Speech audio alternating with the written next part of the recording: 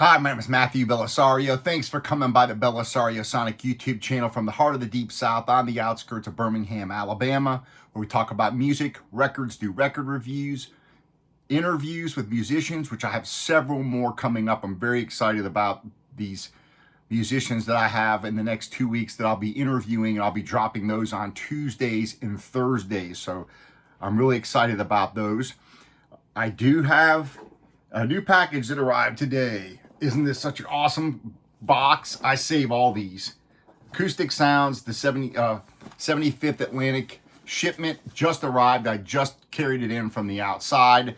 So here it is, and I'm really excited about this. So I'm going to be starting these probably this weekend, doing the reviews on these and dropping the needle. So yeah, these are coming up.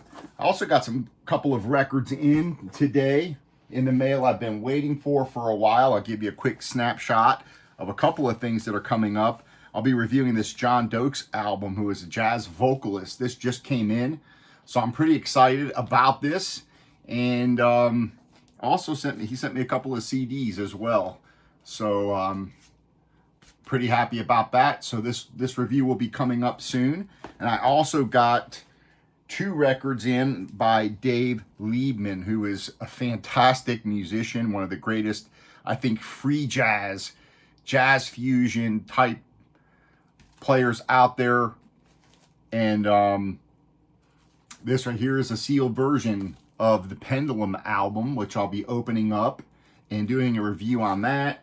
And I have a brand new copy that I have not listened to of an album called Fire, which is very intense album, 2 record set. So I'm excited to be reviewing these. So stay tuned for that. If you missed my review on the Miguel Atwood Ferguson album here, go check that out. This is a really cool, large body of work, 4 LP set, a lot of music, 3.5 hours of music. I just listened to this again. I've listened to this twice all the way through on record. And as I've also listened to a lot of it streaming. This is a fantastic body of work. So go back and check out that review if you haven't seen that already. But the topic of today is Cannonball Adderley. I'm going to be opening up this record, which is just an OJC copy of the In San Francisco, recorded at the Jazz Workshop. I had never had a vinyl copy. I had intended to do a head-to-head review with an original copy, but the copy that I had ordered on eBay, sad to say, was not as advertised. So with this review comes another disappointing story of eBay, where I ordered one of the Riverside albums. The cover was pretty beat up. I'm not one of those people that has to have a pristine cover. And on there it said that the cover was in poor condition, and it said that the record played excellent. So I'm like, okay. It had like a 90-something% rating, seller rating. And I said, okay, if the record plays fine, it's got a beat up cover, I can deal with that. So it was like $30 or something with shipping, and came in, and it was so scratched up, it looked like someone took sandpaper and just ran across it. It had like scratches that you could feel with your finger. It was popping and crackling, and I couldn't believe. Anyways, I never learned my lesson on eBay. I keep coming back, and anyways, I had to end up sending that back. And so I have nothing to compare this to except for CD. I haven't, so what I'm going to do is open this up and drop the needle, but I'm going to talk about the historical significance of this album, because it's very important when it comes to the development of the LP, the long playing record, which I'm going to do a longer in-depth view on as a separate topic of how jazz helped develop the artistic, creative use of the LP long before rock music did. But I'm getting some of this information from this really cool book called At the Vanguard of Vinyl. So if you're interested in the history of vinyl with jazz music and some of the different musical changes that came along with the LP, as well as the social elements and things like that, this is a fantastic book. But what I did was I pulled some of the historical facts out of here and some other places to talk about this live record. This is just a regular OJC pressing, so the pressing really nothing special other than it's a fantastic album, and I expect it to sound decent because the regular OJC pressings are always decent pressings. They're not fantastic. They're usually a little bit bright sounding, I noticed, but they're listenable. And this is a live recording that was recorded in October of 1959. And Cannonball, Adderley, and his quintet were in residence at the Jazz Workshop, which is a club in San Francisco's South Beach area. And Orrin Keepnews of Riverside Records decided to record some of those performances at the club, which resulted in this 59 release. Well, why is this album of historical significance? Well, there's four main reasons that I kind of came up with of why this is historically significant. Again, pulling some of the information from that book. Well, the record offers an example of jazz being played at a small club, and you hear the interaction between the artist and the crowd. Second, it demonstrates another aspect of development of the 12-inch LP in regard to live performances. So in this regard, it's a small club setting versus what was ordinarily being done at large festivals or concert hall recordings. Third, this record launched Adderley's career into orbit, selling more than 50,000 copies at the time, which may not sound like a lot, but for jazz records at that time, they were only selling around 1,000 or 2,000 copies of popular artists like Monk or even Bill Evans at this time in 59. So that makes it pretty significant. And number four, it places jazz, the musicians and the producers, as the main pioneers in the development of the 12-inch LP before rock music ever came along, really, to speak of. At this point, rock music were just putting together three and a half minute tunes all back to back. You know, if you look at the Elvis LPs and things like that. The mid to late 50s, though, is where the LP developed as a unique presentation of music with the development of live recordings such as this one. So this right here, pretty significant. Cannonball Adderley, though, in San Francisco, this album here made him one of the largest selling artists for Riverside and really made him a star. He was in Prel shampoo commercials in 1960 and a Debbie Reynolds TV special. So anyways, this kind of launched this album. This album kind of launched his career, but it's also significant for those reasons. So I'm going to go a little bit more into some detail about this, okay, as we listen to it. So I'm going to go ahead and open this up. Where is my... I'm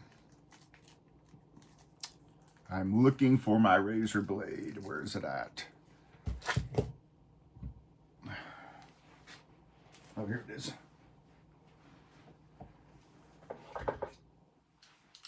I got me a new chair here I'm sitting in. It's a gaming chair that I got, and I was looking around trying to determine what...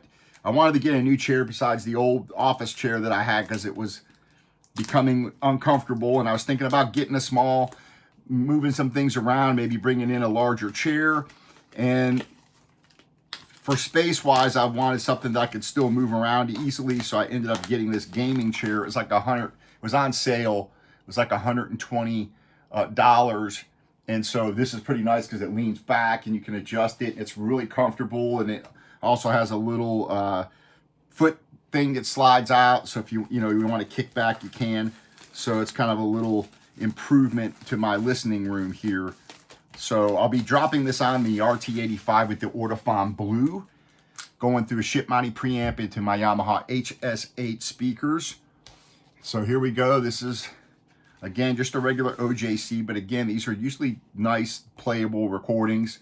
This shows a QRP pressing on the inside of here, which I've not. That's interesting because most of them don't say QRP. So, okay, well, this one here shows a QRP record here and an OJC here. I'm not sure if I've noticed that before. Maybe I'm missing something here. Anyways, QRP pressing. Again, these usually sound decent. They're a little bright sounding a lot of times compared to some of the upper end audiophile type pressings in my opinion, but I think they are definitely worth picking up, especially when they're like 19 bucks, you know.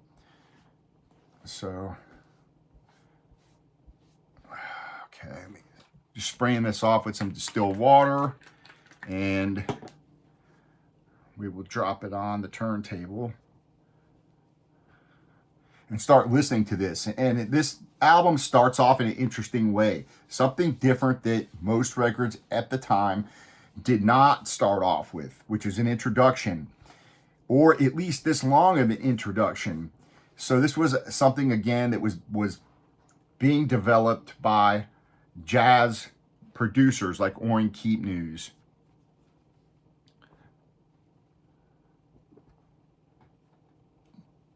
All right.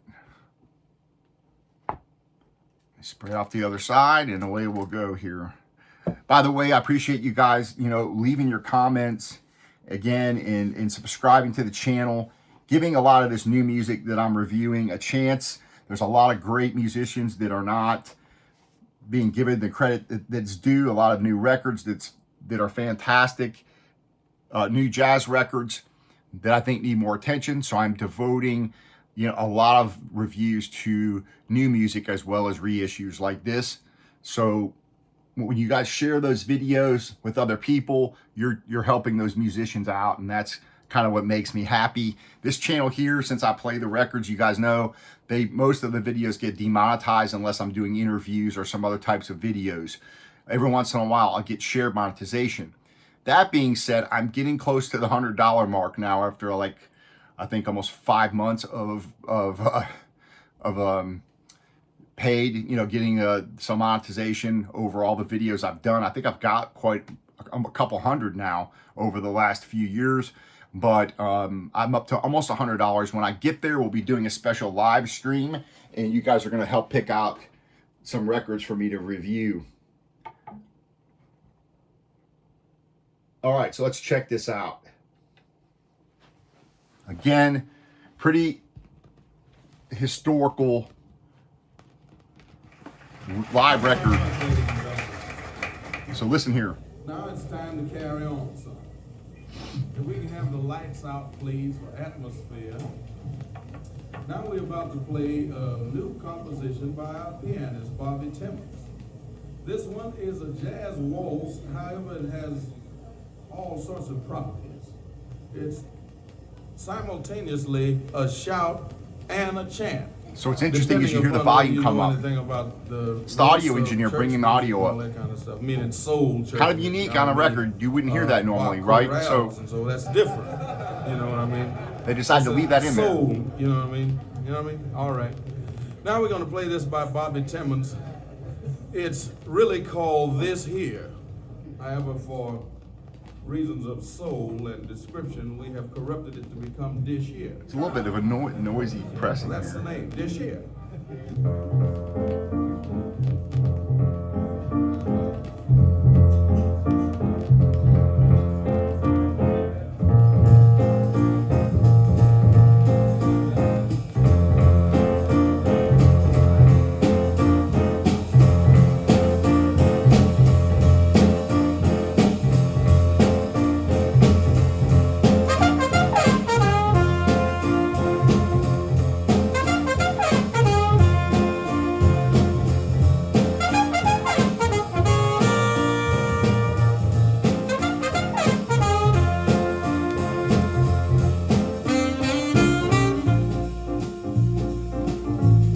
So Orrin Keepnews described this album as the birth of contemporary live recording.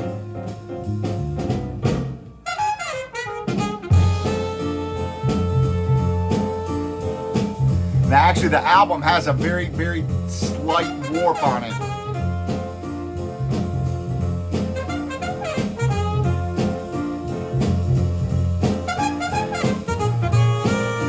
Pretty nice sounding record. Again, these OJCs usually sound pretty decent.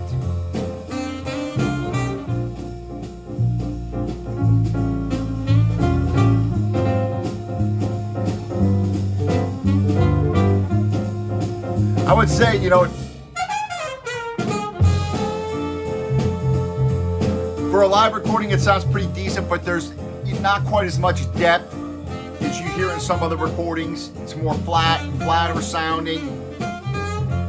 Again, it's brighter sounding, typical of the OJC pressings, I think, but it's very listenable. I think there's a little more noise on here than you can't really hear now, but during the talking and the introduction, you can hear it.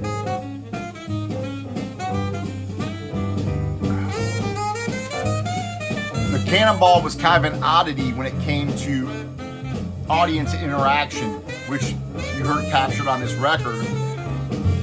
He really liked to work the audience and get the audience involved, get them interacting in a certain way. So you can hear him introduce the songs, talk a little bit about them, making the audience feel like they were part of the musical experience, and hence the listener at home can feel like they were part of that experience.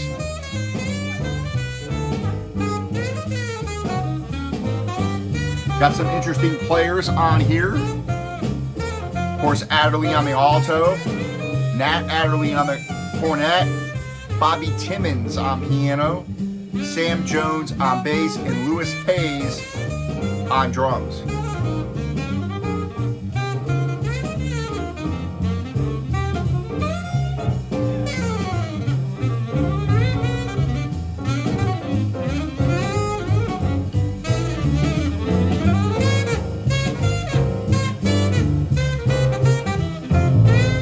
Playing on this is fantastic though.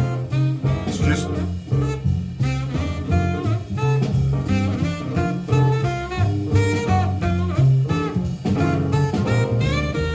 bass is over here, sax over here, drums more to the right side. So it's not a bad sound stage. You do have some width. It's just you don't have quite as much depth and warmth as you would have on other recordings.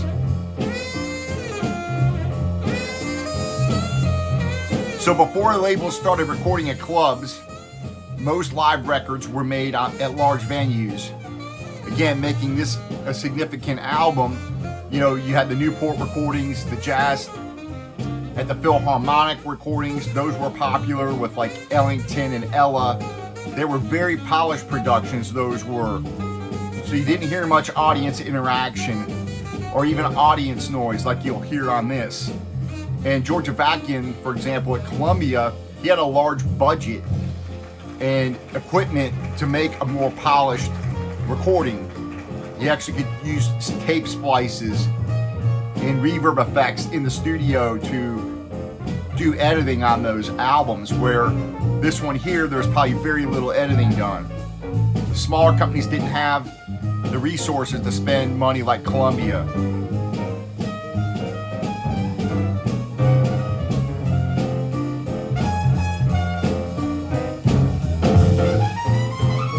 Yeah, if you like straight ahead jazz, this is an awesome album. For those just getting into jazz, it's a great album to pick up.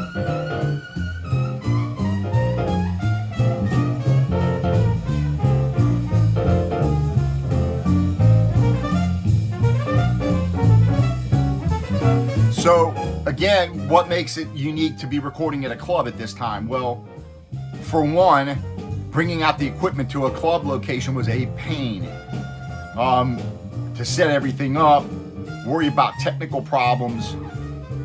You had new developments coming on the scene with the Ampex 300 2-track recorder, but it took a long time to set everything up, and you never had good places to set the equipment up in. A lot of times people were in the kitchen or off the side of the stage or, you know, weird places.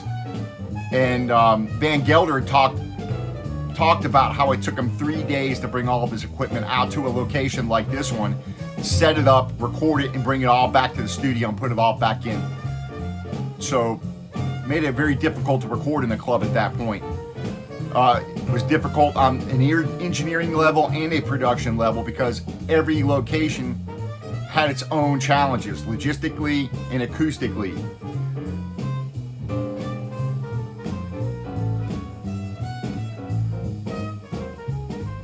And one of those engineering things you hear on the beginning of this album where the engineer has to bring up the volume because he didn't have it right when he first started recording, and Orrin Keep News decided to go ahead and keep it. And at the time, they didn't have a way to really bring up the audio enough to fix it, to splice it.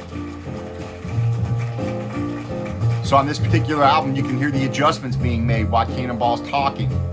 And a lot of these albums were done on the fly. So a lot of these were just complete takes, and they picked the best ones, the best take for the album. So I think these were taken for perhaps 2 or 3 takes, and at the most. So even the imperfections were left in this, unlike Columbia would do with the Newport recordings, where they would bring people in the studio and overdub. None of that stuff here.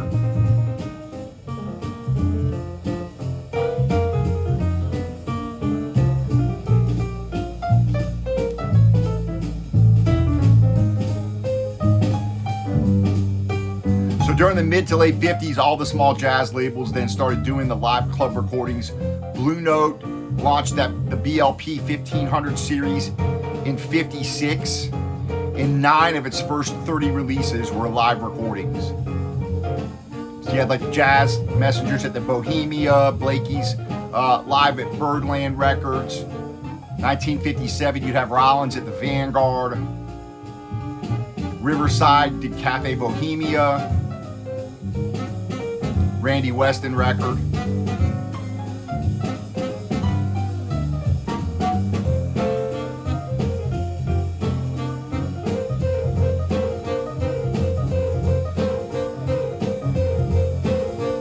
Another important element that the live club recording brought to the album was that it was different than the musicians in a studio setting.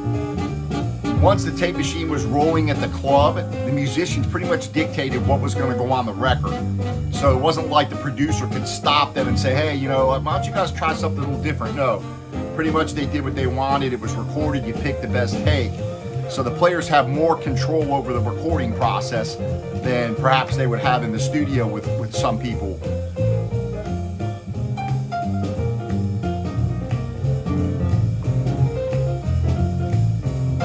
Hear the claps and the snaps and things going on.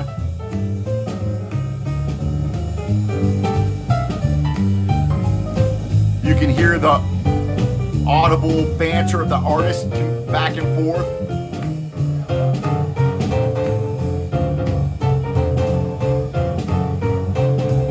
Energy of the audience feeds back to the musicians playing. So it was really an album made by the musicians, not really by the producers, even though Orrin Keep News was behind recording this.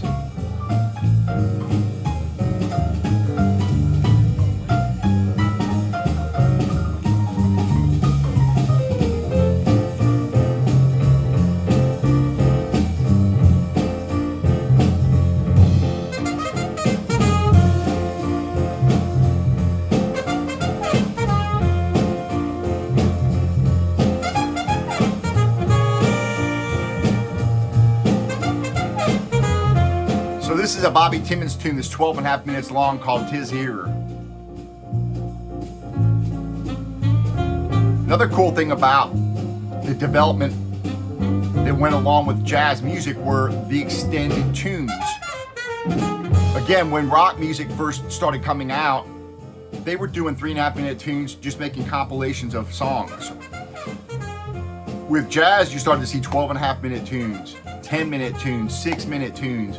And with live music, that was also the case. So again, on here you've got 12.5 minute tune, 12-minute tune, 11-minute tune, 5-minute tune, 8-minute tune. There's a lot of room here for these guys to play.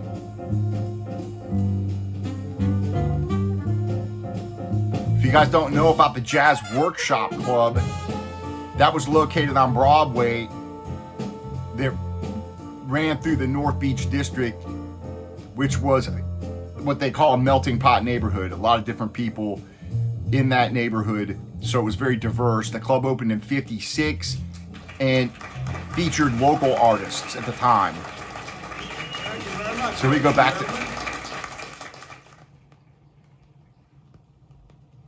Now we're going to play one that's called Spontaneous Combustion.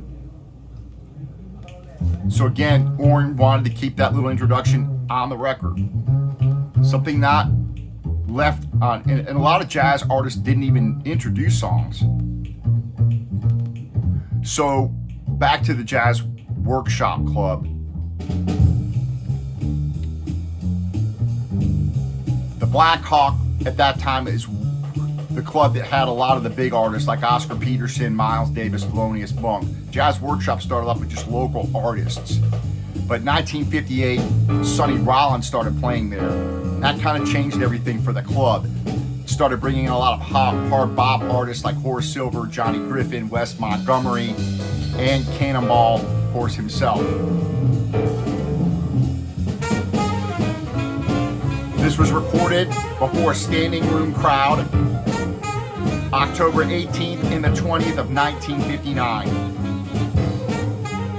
Cannonball was just leaving the Miles Davis Quintet when he stepped in to do this record, which would forever change his career.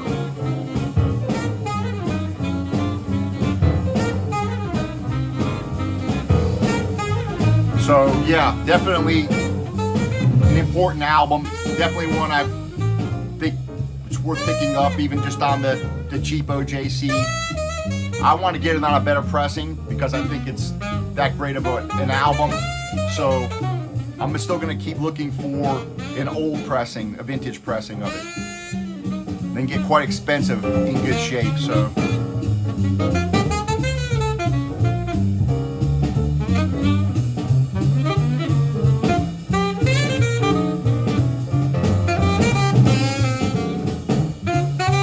Now things have picked up a bit. I don't hear any noise.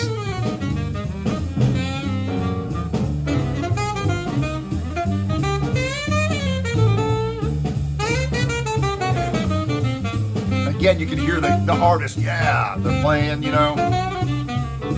Really cool album.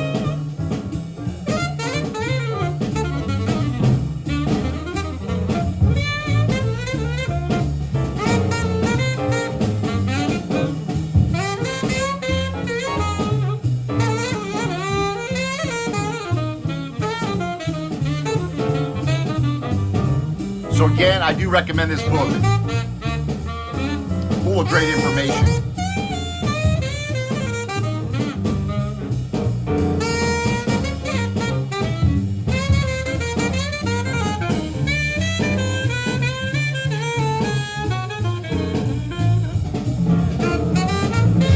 Appreciate you guys hanging out with me.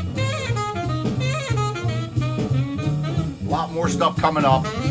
Again, a lot of great interviews, a pretty big name. I'm really excited about interviewing, and all the people I'm very excited about interviewing. But I'm really looking forward to talking to these guys and learning from them, and hopefully you guys also enjoy these interviews. So stay tuned for those.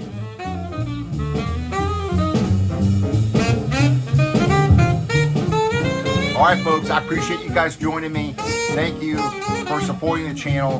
Thanks for giving the thumbs up, subscribing, and I will see you on the next video. Happy listening.